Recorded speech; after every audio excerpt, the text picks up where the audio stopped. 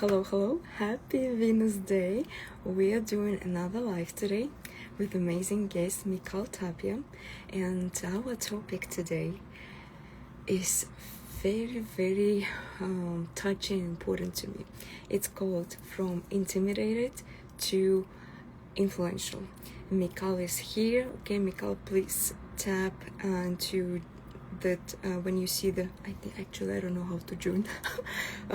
Find a button to tap into so you can join. It's Mikal's first time doing Instagram. I see you. Just waiting for a second, and Mikal is joining us. I think 3, 2, 1. Hello. Hi. Hi. You made it. Happy Venus Day, Mikal. You made it your first live, and the Woohoo. topic is so amazing and fantastic. How are you feeling? I'm feeling great. Thank you for having me. This is my first live. How exciting. How exciting, yes. So let's start with introducing yourself, who you are, because I was so excited to meet you. Was it last week? I don't remember because I felt such a great connection that I was like, oh my God. And this topic is so important to me, and you're the perfect person to talk about. So tell us why. Introduce yourself and give us a little story about yourself. Sure, sure. First of all, Irina, thank you so much for having me. You're right. You just find your people and you just feel like a vibe, right? Like you feel connected to them. And that's the way I felt when I met you. And by the way, you just look so beautiful. You have a way about you of just like receiving people and making people feel comfortable. So thank you for having me do my first live with you. My name is McCall Tapia, and I go by pronouns she, her, ella, and I wear many hats. If I had to introduce myself, I would say I'm a mom, first and foremost. So that's the title that I'm most proud of. I'm also a professor, an adjunct professor at Lehman College. I'm a research assistant there too. I have my own business, and that's Tapia Consulting. I'm a co-founder of the Latino AI Summit. And yeah, I'm still learning. I'm still navigating. I love being in spaces where we could be our authentic selves and show up as who we are. So I'm excited about today's conversation with you. Thank you for joining. So, uh, there are so many reasons why we're here, and of course, you wearing so many different hats. It's like I do the same thing, except I'm not a mom yet. But all of the other stuff, definitely yes. Also, so that's why it's so important to talk about certain things, especially as women, wearing several different hats, having a business, being in different rooms, and I want to tap into a little bit more of your research, your doctorate topic that you are also very passionate about. But actually, I want to also share why we're actually having this conversation, because I think I started sharing a little bit about my personal experiences last week, like going a little deeper, explaining where I'm coming actually from, because many people just look at me, think like, oh, she's Russian, whatever, but without, and probably, I mean, everybody assumes, and that's okay. And that's why I'm so big on the first impression on when we enter any rooms, when we start a conversation with people, but also knowing who you are and how we raised, who we are, what we are. It's so important. So, and today, I want to tell how actually me coming from Russia. Yes, I'm from Russia, but ethnically, I'm not Russian. I am a minority in my country, and maybe if you look at me here now, it's like, okay, just regular girl. But where I'm coming from a certain area where I had an accent. I looked completely different from the people in the area, and everybody was looking at me. From the first glance, they knew that I'm a minority. I'm not like everybody else there. And once I opened my mouth, I had an accent, so I was like, definitely, yes, she is not like from the majority. And Right. then I moved to a different country, of course, again. I have an accent and I'm a minority again. But what it's coming with, it's not just being that, like being a minority, but what is coming, what kind of mindset we are coming from, being raising a minority. And I'm not, and this life, I don't want to talk about or like systems and all of this type of things because I strongly believe in your in the personality, in the self-worth that we have because you made it. I made it, like a lot of people made it, and I want to talk about focus on where we're coming from, where are we coming from, how we experiences that, how it shaped us, and then what it took us to kind of break through that limiting beliefs and to go to the places that we actually want to. So this is a little bit of my story. I want to hear your story as well because you are doing a whole research. You are working on creating the Latinas safety and communications and all of this type of thing. So I want to tap into more on that. How did you get there, and what are you working on right now? Yes, yes. Thank you. First, thank you so much for sharing your story. I think, many of us that, are either first generation, are immigrants, have immigrant parents, kind of like navigate some of these same things. So I appreciate you sharing, it's not always good to make assumptions. It's always good to understand the person. And you said so many things that resonated for me. One of the things that I forgot to mention when you said, introduce yourself is that yes, I am a student as well. I am, pursuing my doctorate and I'm studying psychological safety for Latina professionals.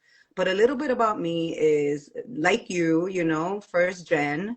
My parents immigrated from the Dominican Republic. And, there's that cultural aspect that is important to call out, some cultural norms and, the way we were raised and the way that we show up and the way that we have to sort of like unlearn certain things. So for me, I was the first of many things, one of the first to graduate college, the first in my family to pursue a doctorate. And just growing up having to learn things on my own and survive these spaces and these systems that are not built with us in mind. But you said something really important. We're not going to focus on systems, we're going to focus on ourselves. And I think it's important to look within, right? Many times we have to understand what we're feeling and why we're feeling it in order to have that self-awareness to show up differently. So that's a little bit about me and, what I bring to this conversation, my lived experience and the things that I've navigated and the things that I want to like share with other women that are probably navigating the same path.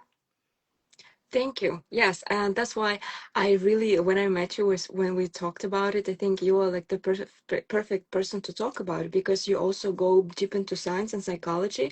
Because I also focus on psychology, and to me, this is a very important topic. Because also, oh, you mentioned parents. Of course, where are we getting our beliefs? Where are we getting Yeah. getting all of the thoughts? It's from our parents. Because the way I grew up, and I also want to talk about more of where it's coming from, where are the roots, so we can also create, even during this life, a safe path for women to realize certain things. That it's actually safe to speak up, it's actually safe to be you, but the only thing that stops us is our head and what parents gave us, which I'm not blaming parents at all. It's not the point also. But what I grew up with, my mom was telling me, um, don't be shy. But that's number one thing that I go, and I love that my mom told me about it, but also it made me think that there is something that sets me apart from everybody else because I'm taught certain way. And when something happened, when someone didn't get a job, when someone like got like certain situations, like okay, because we're a minority, and that's why it all happens. And that's how I grew up, and that's why like, oh, you don't get good grades, maybe because you are the minority. If you don't get something, it may be because you're a minority. And that's when I kind of took a different path on like how, like why that thing could stop me. Why? I am me. I know what I know, and that's how I grew up being since I was little. Like I Mm, don't want anything to stop me like that, and that's how like I refused to believe in stuff like that, and I was like, I'm gonna get it no matter what. mm, You tell me that thing, it's fine. It stops you, it's fine. But did anyone stop you? Actually, no. mm, Nobody stops you, right? Like if you think like you believe, it stops you, yes. But if you don't believe in it, nobody stops you. If I wanted to get, so my one thing that I had, so we had like A, B, C, D, the grades for languages. So I had Russian, and I always had B. And I'm like, okay, maybe because Russian is not my first language, it's actually my third language. But wow. then I'm like, but maybe I'm like, why? Who stops me from getting A in Russian? Who? Mm, Nobody does. So I got yeah. an A, Good for and that's how. you. And that's how, to me, that's how I broke my own belief that was set into me. I broke it. I proved myself that nothing stops you. Nobody can stop you if you really want something. And Yes. I want you also to share something like that. That, you Yes. know, what was that point for you where you're like, okay, I can get it no matter what is happening. Or maybe you had a different experience. I don't know. I would like you to share that as well. Yes, yes, I'm happy to share. I'm just like, every time you were talking, I just kept saying, yes, good for you. You're doing it. And I love that your mom was like, do it, like don't be shy. It starts from the home. It starts, how we are raised. And like you said, a lot of times our parents don't know any better. They think that, they're helping us, when they're actually, harming us in ways that they don't even know. For me, I grew up in a household where you couldn't challenge authority. Okay, you had to wait to say something. Kids don't just like talk. You wait till it's your turn to talk, or when we tell you it's okay for you to talk.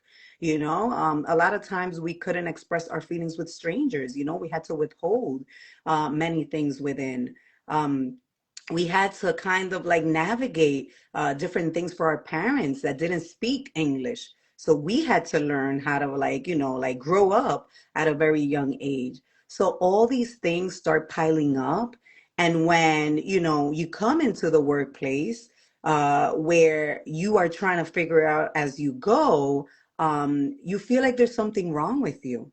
A lot of times, a lot of women that have difficulty speaking up in spaces say, well, what's wrong with me? And I was one of those women, I'm still trying to unlearn.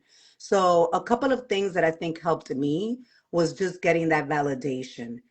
Sometimes we're in our own head. You're right. The mind is a powerful thing. And it's good to not be siloed.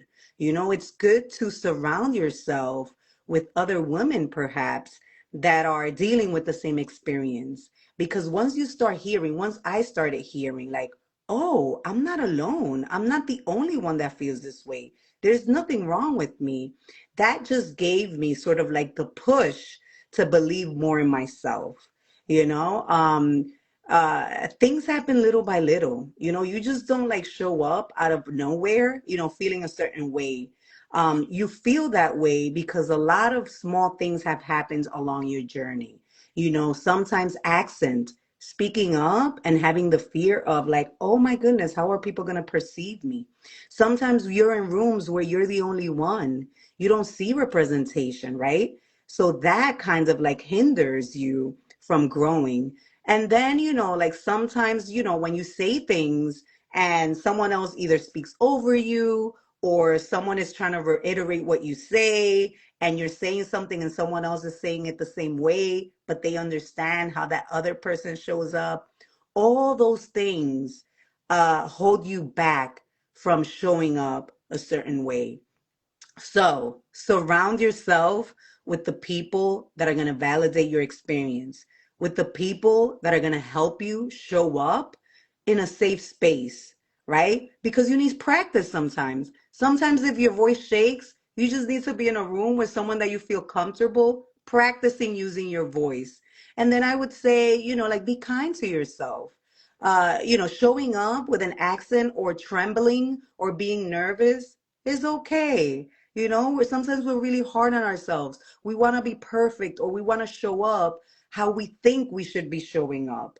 And, the way you show up as you is totally fine. Don't compare yourself to someone else. I said a lot there, so I just want to take a step back and hear from you too, Irina. But it's amazing. Whatever you're saying is, it's like it's true. But why I'm actually thinking, I'm like, wow, actually, we have a little bit different experiences, and Yeah. it's like, and that's amazing. That's why I'm like, I love that we have these conversations because we have so many different people in the same situation, but we're dealing with them completely differently. Hmm. Like, and your advice on surrounding yourself with people who understand you, it's so important. And I'm only now I'm getting to understand that at so many years after dealing with this whole thing, because my way of my experience, I was maybe it's also I'm thinking because it's like the psychology how we grew up again, like going back to the roots, how I grew up. I'm the only child. I Mm, lost my father, so I always was alone. I mm, never, even though we had a lot of relatives, but I don't know, somehow I grew up like always kind of being by myself, so I never felt the environment of supporting people. mm, I was always fighting for myself, even physically. I did that a lot and it helped me. I beat up all the boys. I never fought with girls, but that's how I got power in schools because we also move in sometimes and I was chubby. So not only I mm, was minority, I looked like different, but also I was chubby. So I fought a lot physically, beat up, and then that's how I got power. Then I started learning how to use facial expressions and then how to speak. So, wow. yeah, so when I talk about, especially now, I talk more a lot about influence, power, and all these type of things based on my experience because I don't know how to be go into the room knowing that someone supports you, Mm, and that's how I had so many different stories actually on how I actually always had to stand up for myself, but um, one biggest experience, and I think it kind of uh, you sometimes you get to the point when you get fed up with certain mhm. things and you're like you can't take it anymore, and that's what happened to me, and that's why I think my approach is like I'll take it if you don't give it to me, I'll take it. Yes, yes, you have and to sometimes, right? and yes, and that's why I remember this one experience that was very strong, and I still remember it. And it also comes with accents, because I think this is more if we're talking about immigrant women, first generations, maybe even sometimes second generation, or anybody like different from different experiences. When I came to United States and I started working with having some projects with American people, and I remember that so well. When one person, we became friends after, but in the beginning, and we were friendly, but the point when this person was saying like, "What did you say? I didn't understand it," or "What did you Mm, write? I didn't understand it," and because I dealt with that for my entire life before that situation, it wasn't my first time being like, for example, if I'm coming from Russia, I've been in Russia and never questioned, it wasn't questioned that, but mm, I've been questioned that a lot already. So at that point, I'm like, how many languages do you actually speak? She's like, mm, one. And I'm like, so you speak one language and you know that I'm speaking to you that one language. And because it's something that is project related, it's probably around that topic, right? And you still cannot put certain dots together. mm. You still don't understand what I'm trying to say or what it's written because it's all about that. You know what it is about. So I'm like, is it me or is it you? So that's when it shifted for me as well. And it's not about blaming the other person, but it's or saying anything. Like I'm never about like blaming anybody, but it's like that shift. I remember that so well. When it's not really me, of course, yes, I want to work more about my on my accent, so I my communication to be perceived certain way the way I want because I'm very ambitious. I have certain goals to get Yes. to, and I do need to work on that. But in the moment, sometimes, instead of putting yourself down, instead of blaming yourself, instead of like beating yourself up, saying that, oh, something is wrong with me, something is blah, blah, blah, that's what happens a lot. Hmm. And I think in most cases that happens, it's like also giving the thought that, like understand that too. Yes, absolutely, Just get it. absolutely. Yes, I love that you share that, and I love that our experiences are different. I'm thinking about, survival mode, and it's like the fight or flight, right? And you took the fight approach. I took the flight, right? Like a lot of us, look to silence as a form of survival. You kudos to you, right? Like all these languages, you stuck up for yourself. And a lot of women stay silent because it's what helps them survive. It's Mhm. what helps them avoid being targeted. It's what, helps them not be made fun of when they show up, not be judged, not be looked at less competent, right? They don't want to rock the boat. They don't want to, suffer consequences, right? For speaking up. Not only speaking up, but challenging, and questioning some of the things that are being said. So that's just interesting, the way that folks sometimes react to these situations and these circumstances. I would say, for those of us that stay silent as a form of survival, silence just makes you invisible, and I had to learn that the hard way, right? Like I avoided being put on the spot. I did a lot of the work because I thought, like I preferred to be in the background. But those are the things that don't open opportunities for you because, you're in the background, you're being silent, you're sort of like being invisible. So I think, like we have to sort of like challenge ourselves and look within and just reframe the way that we've been looking at things and the way that we've been behaving if we want to build our own tables, if we want to be seen as leaders, if we want opportunities to come to us, right? Like we deserve that. Definitely. And about the two different ways of fight or flight. And I think, yes, it's like if we're in that situation, definitely there is, everybody chooses their own ways, but both of them work. Yeah. And it worked for me, it worked Yeah. for you. And it just depends also how long you can tolerate, because both of them also, because it's still, I consider them survival. It's still, you Yes. cannot just be on that all your life. And that's why at some point we come into the self-worth where Mm. you actually refuse to fight or Yes. silence yourself. You just accept as you are with your accents, with your appearances, whatever it is. I don't know what everybody has, different things, with self-conscious or whatever it is. And just the feeling when you just accept yourself as who you are, the world certain way somehow Yes. stops treating you certain way. Yes. And you're like, oh my God, all this time I could actually just live like that. Yes. Because if to me it's like, I'm not saying like things don't exist. Like there are different people's good and bad, and everybody has their own experiences, assumptions, and all of this type of things. But at the end of the day, to me, it's like I am one person, and in throughout like 8 billions of people in the world, then how many people can I meet?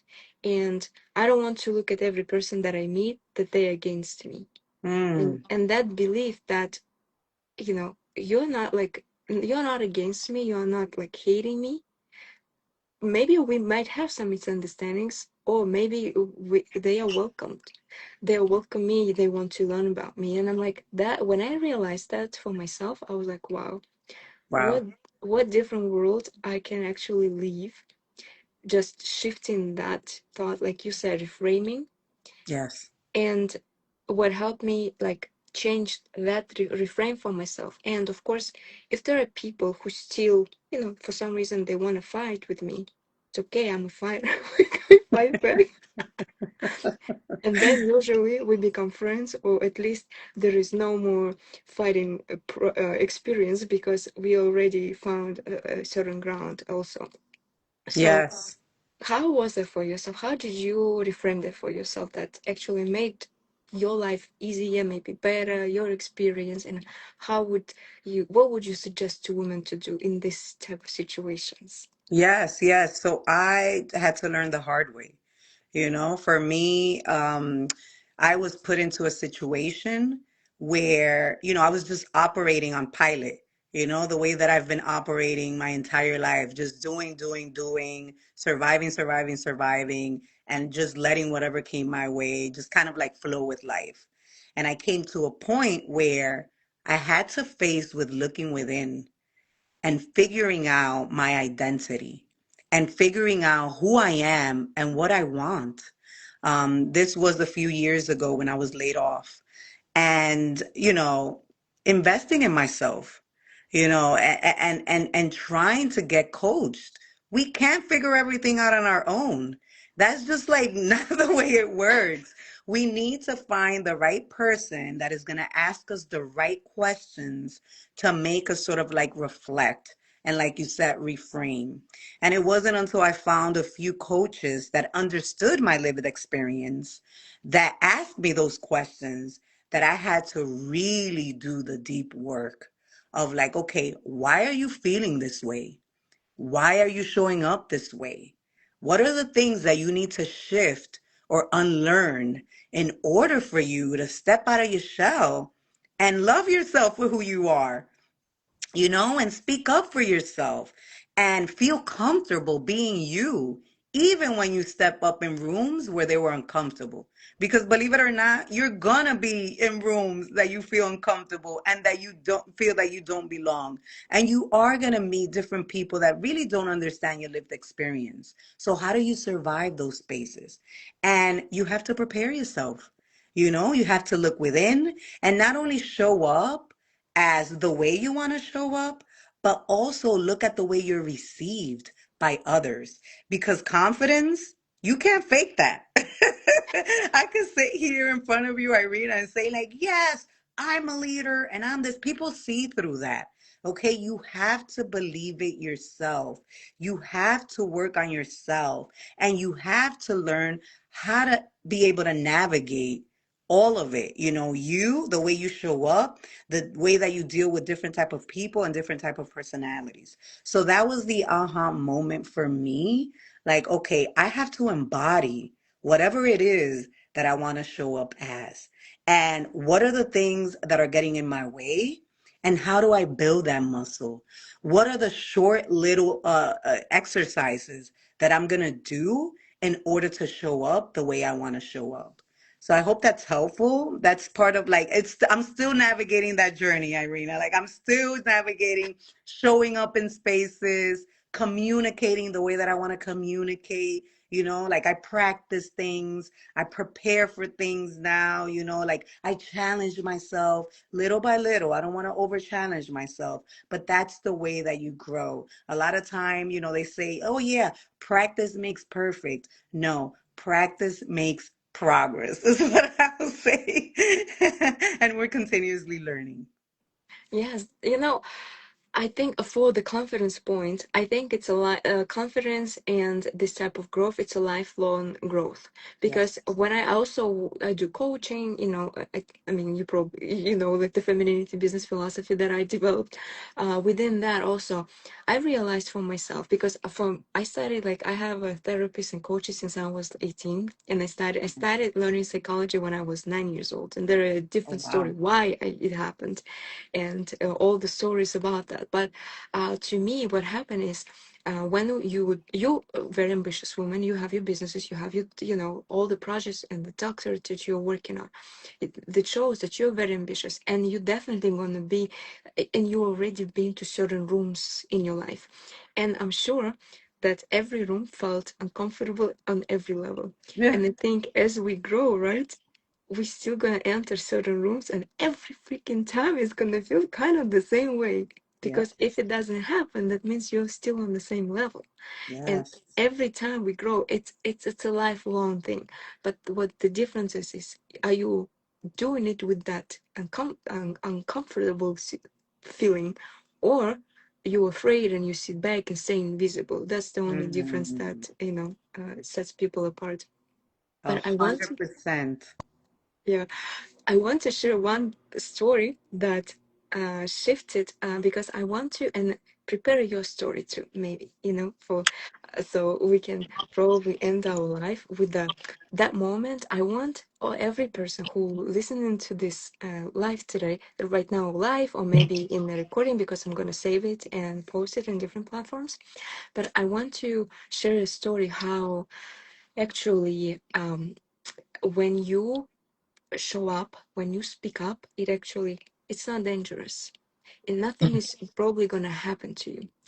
And I realized that, again, it happened many different times, but the biggest and the strongest and the scariest situation I had when I was 18, I was working in a very big state project, and I needed to do fundraising for one charity, and the owner, the leader, was a very powerful, influential man in our state.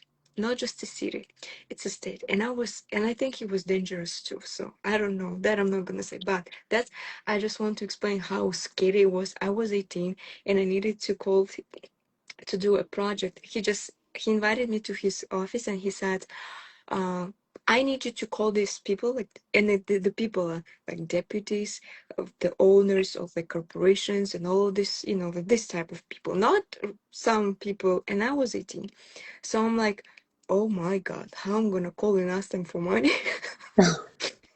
And I'm like, so he said, okay, go. He's like, and he was like super rude and like that. She's like, okay, go. So I turned around and I'm like, I told him, like, I don't know, what if I mess it up? Like, I don't know how to introduce myself. Like, it's my first, like, I don't know what all this is. Like, we'll figure it out. Go. And I turned around, I started walking out, and I'm walking, and I'm like, of course, yes, I can go, but there are three situations that can happen. I can give up and say I'm not going to do it, and I just leave the company and this project that I was actually very passionate about, and I really wanted to work on it, because that would be a very high, like a jump in my career at that age even. There are also, I could mess it up completely for this whole man, because I could say something wrong, and nobody knows me. I am 18 years old, but his reputation is going to be in trouble because he gave all these numbers and tasks to someone who doesn't know what to do. So I'm like, I want to work on it. So I turn around. I don't know how my body was shaking. I don't know what was happening. I turned around. I said, I am not leaving until you tell me exactly what to say and how to do this. Ooh. He looked at me like, okay, sit down. Since then, we became like friends, and then my career went up. Yes. No, he didn't yell at me. He didn't, he stopped being rude to me, because what happens most of the time, and what happened with him also, when he saw a person who is very dedicated, and I explained it to him, like, I said, I can ruin it for you. So he knows, like, I'm smart. I'm not like some stupid person. I have the balls to come up to him and say something. And that's how you gain respect sometimes, regardless of your gender, your ethnicity, your age, none of it matters at the end of the day if you can get the things done. And that project was amazing. My career went up after that moment, but it took 1 second, even less than a second, to make that decision to speak up, Yes. and my whole entire life changed into the good, in a good way. So that's Yes. what happens. It's nothing bad is gonna happen once you Yes. break that, and you know that, you know speaking up, standing for yourself, it always worth it. So that's my story that I wanted to share. Thank you. Thank you so much for sharing, and kudos to you for being having that courage, right? Like you said, it takes that first small step. And it's these little steps that help us kind of like get comfortable and practice that muscle to keep showing up. So thank you Yeah. for sharing that story. Thank you for being brave. Thank you for showing up the way that you do. I mean, I think we all do. We just do it in very different ways. And this life, I'm still waiting for your story, Nicole, because these stories, I think my whole mission is to inspire women to stand up for themselves, to live the life that we really want. Everybody has a dream, everybody has their vision how they want to live their life. But this little stuff, it's not little, it's just super big, but that's what's stops us usually, and it doesn't allow to go further with our goals, with our dreams, with our visions. And stories like mine might inspire someone, might help someone, stories like yours, because everybody's different and everybody's ways are different. I'm not saying and I'm not encouraging everybody to be like me, to say certain things. Some people could take a different approach, but it's for them. It's gonna work for them, and that's why it's important to share as many stories as possible online, so women hear more and women get inspired to do what they really want. And it's not only one way. We share in two ways today, but I'm sure there are hundreds of thousands more different ways how to do that. But they are possible. It's all opportunities, it's all possibilities. So, Nicole, share yours. Yes, yes. Thank you for sharing yours. I think, one of the things that I can say about my journey Oh, I cannot hear you. Something here? didn't have much Okay. experience. Can you hear me now? Yes. Okay, when I was younger, I didn't have much experience and I was, navigating the corporate world on my own. And I was sort of like starting my career and I was asked to present. And, here I am practicing. I thought I had it all figured out. And I stood up, okay, in a room with like executives, high level folks, white men, people that I wasn't feeling as comfortable around. And I froze. Okay. Like my hands were sweaty. I thought I was prepared. And I got up there and the words just didn't come out right. I mean, and I was like, oh my goodness, I really like screwed this up. I messed this up. And I remember, some of my colleagues stepping in. I guess they noticed and they took over the presentation. And after, the meeting, I just went to my office, I shut the door, and I started crying. I was trembling. And I think that impacted me because at that time, if I could tell my younger self, keep going. This is just, one thing. You're not going to be judged for the rest of your life because of this.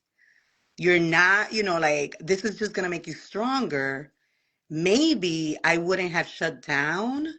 Maybe if I would have kept going like you did, and told myself, you can do this, keep practicing, my story would have probably been different if I had that person to give me that feedback and just like guide me, in that way. So, um, I would say, and this is why I tell so many women, like you're not always going to get it right.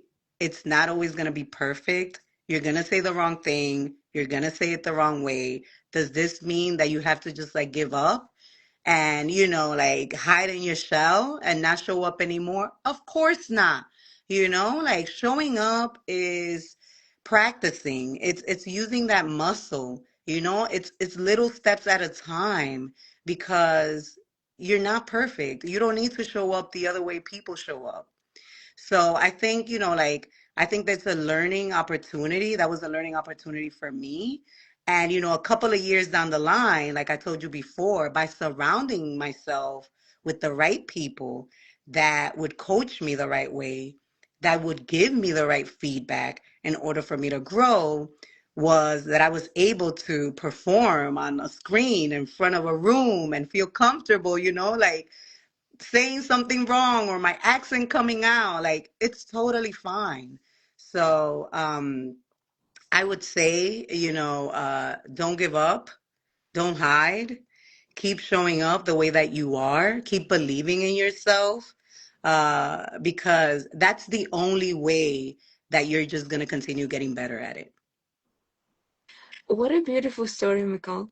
Because that's why, it's I think it's so important to share those moments too, because that's your experience, and having that experience, you also had a choice not to just go and stood up there and Mhm. started to presenting, but you decided to do it, and then what happened after that shaped your life, but in a way that I think right now you can share that story and tell every woman that even if you fail, even if something like that happens, it's not a life failure.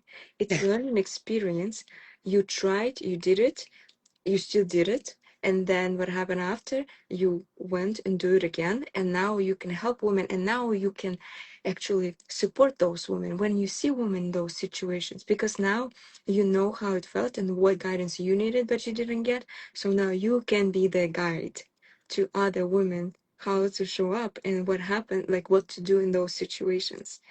And that's why I think every story, every situation, it's so valuable, and our life experiences, right? Like everything we have in our life, there's we can, it happens so we can help someone else after that. How Yes, we dealt with it, absolutely. yeah, how we dealt with it, what we learned from it, and that's how we can share it. And I'm so grateful for technology, for all this AI stuff that we can share. And that's how, like, uplifting women, empowering women through our own experiences, sharing these experiences, our failures, our wins, and everything that happens. I believe everything happens for a good reason. So in one or different way, but that's how I feel so inspired right now by your stories, by your experiences, because Likewise. I've learned that, there is another way for me to learn, to surround yourself with those women, that Absolutely. women, the men, people in general that support me, not just Yes. being always by myself. And probably you got some ideas, and our listeners got some more strategies and more ideas how to navigate life, being women, being minority, being different ethnicities, different nationalities, different people. And that's the beauty of this world, that we are all different, Absolutely. but we are so Yes. united anyway. Yes, we're in this together, right? Exactly. So, if you do you have anything to add, to share, so we can close our amazing life? I want to do more lives like this with you, because this was just so amazing to me. I do too. I do too. I just want to thank you for creating this space for us to share our stories and our learnings along the way. And it's when we share these stories that we realize how much we have in common, right? And that was our, that's what we learned when we first met each other, Irina. Like, here we are from two different worlds. We look totally different. We speak different languages. We speak the same language, but we have so many things in common. We have differences, of course, but we have things in Yeah, common, and we get to learn from each other and show up in these spaces to support other women. And I'm just grateful for the work that you're doing, and hell yeah, to doing more lives together. fantastic. So, thank you so much, Miguel, for taking the time on this Venus Day, the Femininity Day. And Ooh. we took it, and we, I think, made it amazing and inspiring for women, for each other, for other women. I'm so excited for it. Thank you so much. I'm so glad that we met, that actually how we met, I told you about our conversation that we had. It was beautiful story. So thank you so much, Mikal. Thank you everyone else who is listening us now, who is listening the recording of this live and this video, whatever it is.